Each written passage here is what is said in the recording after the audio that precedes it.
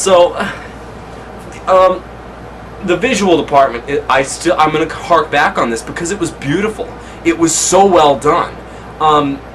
The fight scenes were amazing. Like, I didn't believe that Michael Cera could really kick anyone's ass, and I still don't. Like, you could see, like, he was kicking dudes, I'm like, man, that didn't hurt him. That didn't hurt him at all.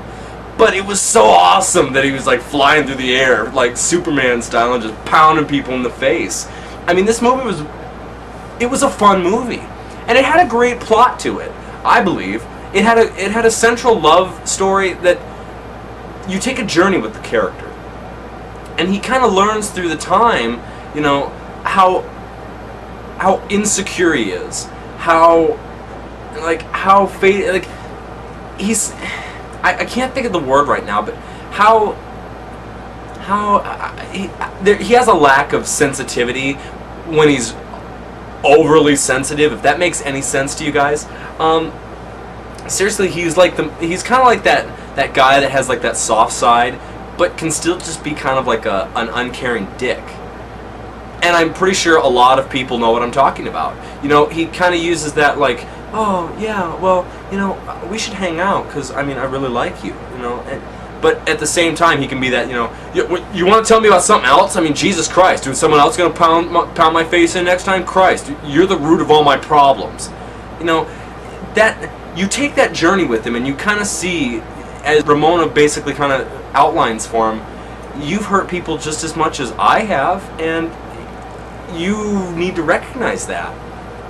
And it does. It follows that, and it ends on a pretty triumphant note. That's not giving anything away, believe me. It's not giving anything away. You can watch this whole movie and pretty much guess the ending.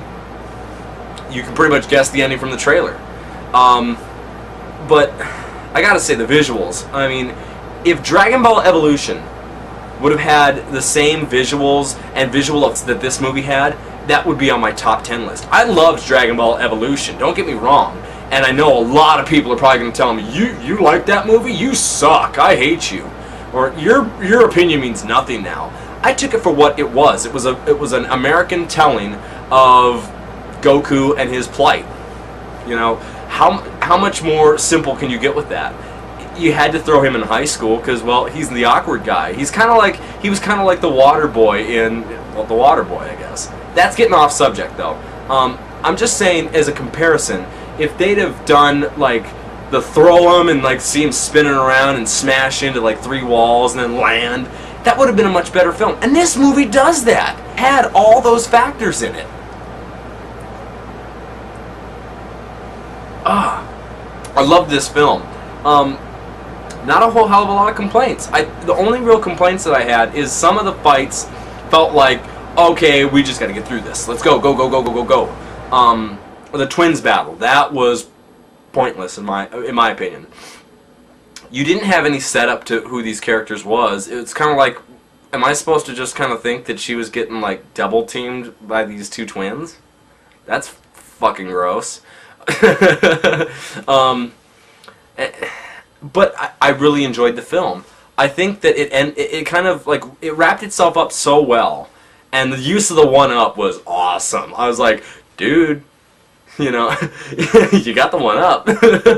You can come back. And the point system, like when he beats a boss, I'm just gonna call him a boss. It's the stage boss. You beat the boss. You get your points.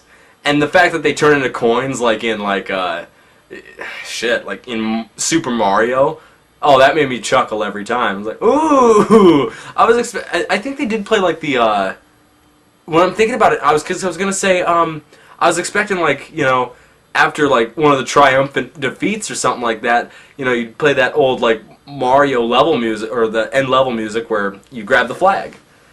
You know,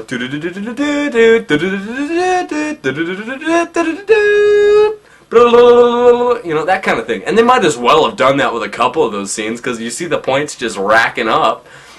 All in all, a fun movie. I suggest it to anyone that's just that likes fighting movies, because this had a lot of great choreography. Though I'm positive Michael Cera did maybe 40% of that. You kind of saw the up above his head shot to kind of see like the super kicks and stuff like that.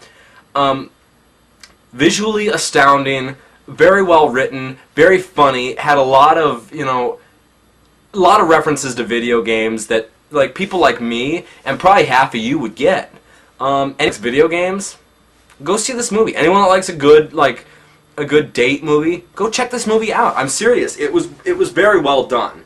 I'm gonna give it an 8.5, just because there was a couple of sequences that lagged, in my opinion, and then there was a couple of sequences that I felt could have had more depth to them. Anyone that sees the film will probably agree with a couple of the fight scenes. Even though the thriller dance with the first guy in the fight, that was fucking hilarious. I gotta say, him just doing the, like, you know, oh, you know, throwing fireballs at the succubuses around him. That was awesome. This movie was a really good film. If you enjoy just those good, flat out, fun action drama comedies, you'll love this film. And for a guy that does not like Michael Cera that much, he did a great job. Final score, 8.5, 10. Visually stunning, very well written, funny, and it had a lot of just over-the-top moments and just completely, like, cartoony, video game-like kind of references and kind of cutscenes is what I'll call them, cutscenes. They were cutscenes. Anyways, that's my review. That's my recap, I guess. Hope you got something out of it. Please check back sometime later. I'm getting some new stuff in, and hopefully I'll get an actual, like, scripted and clipped, interspliced review out soon. Anyways, like I said before, you know, drink beer, watch movies, and unlike the last time, don't be depressed. Watch Scott Pilgrim vs. the World. You will not regret it.